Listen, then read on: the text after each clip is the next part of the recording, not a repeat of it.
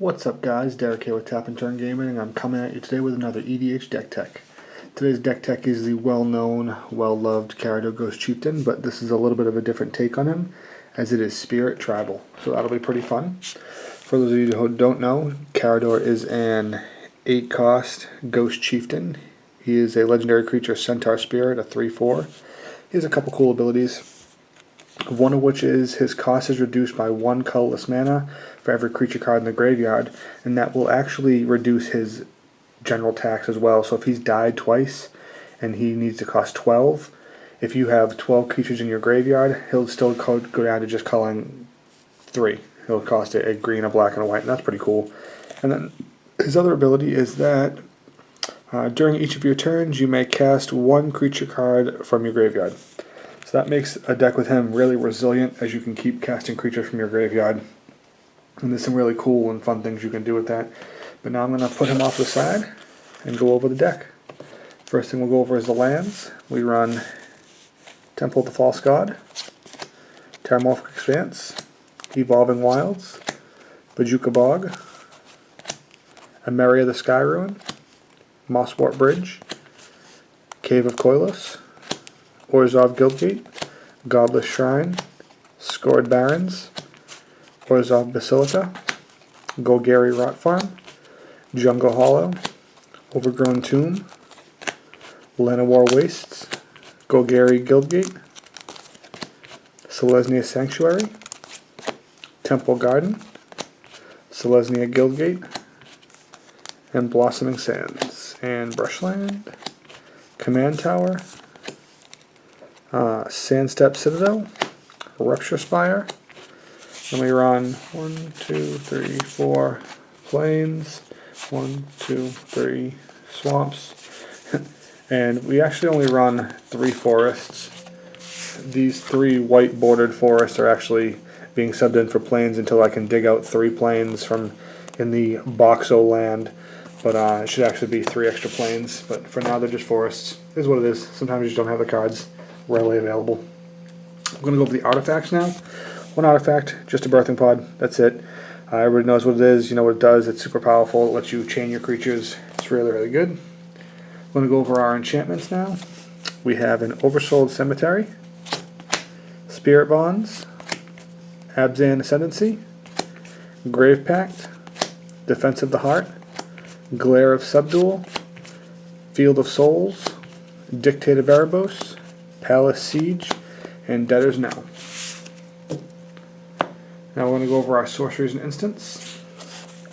We have Regrowth, Cultivate, Kadama's Reach, Down and Dirty. So you get Down and Dirty. Generally just used for the dirty part of it, which is basically the same as a Recollect, which is the next card, Recollect.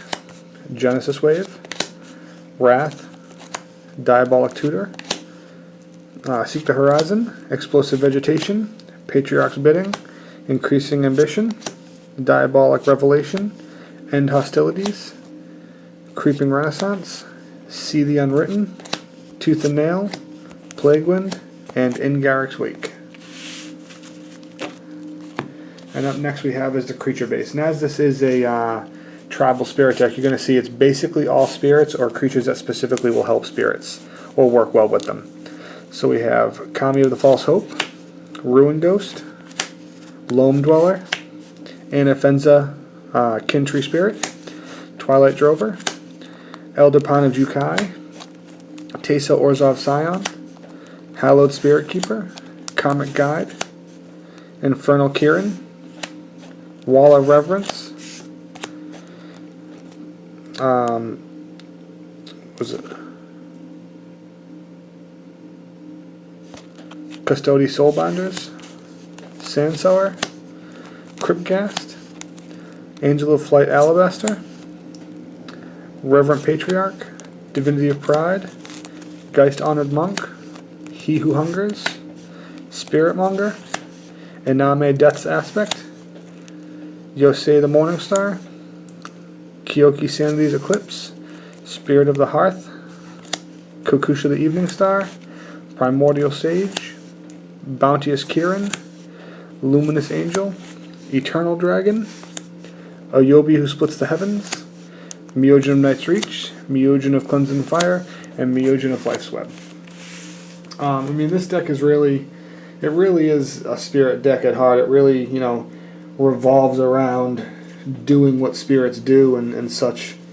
And it's really pretty fun to play. I've seen it in action a few times, and you know, it really has a lot of synergy, and it really does some fun stuff. You know, it's got some cool synergies. I'm going to show you some in a bit.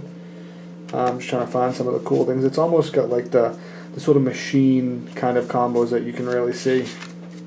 So one of the nicer combos you can sort of have is you have Elder Pine of Jukai and you have Lone Dweller. So what these two do together is, when you, with him down, whenever you cast a Spirit or Arcane, you reveal the top 3 cards of your library. You put all the lands in your hand and the rest in the bottom of your library in any order. And then if you have him down, Lone Dweller, whenever you cast a Spirit or Arcane spell, you can put 1 land from your hand directly on the battlefield. So you have these both down, you cast a Spirit or Arcane, you reveal the top 3 cards, get all the lands, and then put a land into play. And then you also have this guy right here, Kyoki Senni's Eclipse. Whenever you cast a Spirit or Arcane spell, target opponent removes a card in their hand from the game. And then you got this BA Mo Trucker right here that you can pay 1 and sacrifice a Spirit, and target opponent reveals his or her hand, choose a card from it, and that player discards that card. So this gives you the information of seeing their hand. You know, then you have this right here. You know, whenever one of your black creatures dies, you know, I mean, everybody knows what Teysa does. She's really good, and the amount of spirits you'll be producing will really help. The amount of spirits that she produces will really help to go along and use abilities and just be really powerful and have a lot of synergy. But I've seen this deck in action a few times. It's actually my brother's deck. If you've seen any of our 3-way gameplays, my brother plays with us regularly. This is his spirit deck. It's a fun deck, it really is. I didn't think it would be as resilient or as good as it was. I thought it would just be sort of a casual, hokey deck. But it really is pretty fun to see it go and to see all the synergies and all the cool things you can do with it, because the spirits really do play off each other. And that is really cool that you can just, it wasn't just like, oh, here's a bunch of spirits, let's hope they work out well. They really do work well together, and there really is some cool stuff going on. Just a lot of things really that you can do. Like one of the moves that my brother's pulled that's actually pretty fun is, and he pulled it on me the other day, and I thought it was a pretty solid move, so I'm gonna pull out the card so I can highlight what he did here. It was a pretty fun move, and I didn't see it coming, and when he pulled it off, I was like, wow, that's really not a bad move. And he set it up over the course of a couple turns, and I just didn't see it coming. And sometimes things catch you by surprise. So what he did is he casted Aname Death's Aspect and put a bunch of his guys in the yard. A whole bunch of them. Like a lot of guys. And then a turn later, he cast Creeping Renaissance and chose creatures, put all of his creatures back into his hand. So he essentially, with these 2 cards, tutored for whatever creatures he wanted. You know, he cast Aname, put a bunch of guys into his graveyard, then cast Creeping Renaissance, put them into his hand. Solid enough move as it is. And then what he did after is he cast Meogen of Life's Web, removed the Divinity counter, and put them all into play. And I was sort of taken back by it because it wasn't a move that I saw coming. And that's, you know, just a tribute really to this deck's kind of synergy sort of style. And then it also has things like, let's see where we are here. I'll show you. We're using Kami the False Hope, or using Ruin Ghost, or using, where are we at here? Revenant Patriarch. So what he was doing is he was using, it was sort of a dastardly move, and it was really good, and it just, like I said, it just goes to the synergy of the deck and really highlights what the deck can do, and just that war of attrition that he was fighting and really just beating me down with attrition. So he had down He Who Hungers, no big deal. And then he cast Revenant Patriarch, and if you cast Revenant Patriarch and you use white, target opponent skips their untap step. So he has down He Who Hungers. He had that. Then he cast him, so I skipped my combat step. No big deal. You gotta skip 1 combat step. It is what it is. Then he pays 1, sacrifices this guy, so he's dead. Makes me discard a card from my hand, after he gets to see my hand. Then next turn, using Karador, he casts him from the graveyard, and I have to skip my untap step. So now for a total of 6 mana, he's eliminating my combat step, and I'm discarding a card every turn. And you may be like, oh, whatever, 6 mana, 1 card. Turn after turn after turn, that takes its toll. When I'm drawing 1 card a turn and he's making me discard 1 card a turn, I'm gaining no ground and I'm skipping my combat step. It really just has a lot of synergy. Then you can do things like Kami the False Hope and Karador, Cast Kami on your opponent's turn, sacrifice them to do no combat damage, or they can't damage you at all. Then you have Karador down on your turn, you cast them again. 1 mana, and they can't damage you until you decide it's over. And then he has things in here like Ruin Ghost. Now, Ruin Ghost may seem kind of silly. You pay a white, tap him, and you exile target, or you blink target land.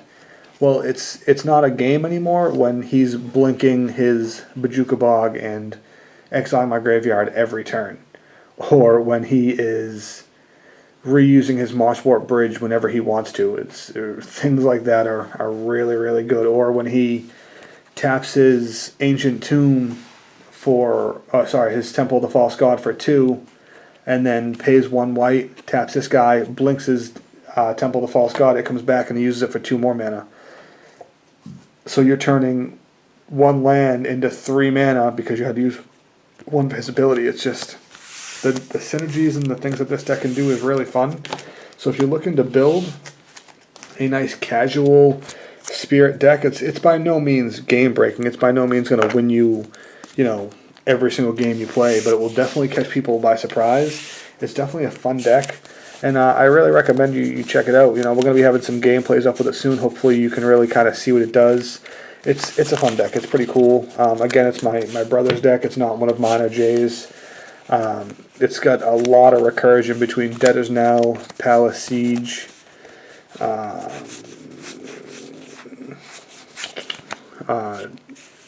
Oversold Cemetery. Then it's got Dictate of Erebos and Grave Pact to slow them down. Field of Souls, one of your guys that dies will get replaced. Tap people down with Glare. Get the guys you want with this. It's got a lot of cool stuff. And then you also have Absent Ascendancy, which more or less is like a second Field of Souls. But it's got so much cool stuff, it really does. So I really hope you guys enjoyed the deck. I hope you check out the gameplay when we have it up. But this was Karador Ghost Chieftain Tribal Spirits. Thanks a lot. This is Derek with Tap and Turn Gaming, and I will check you guys later.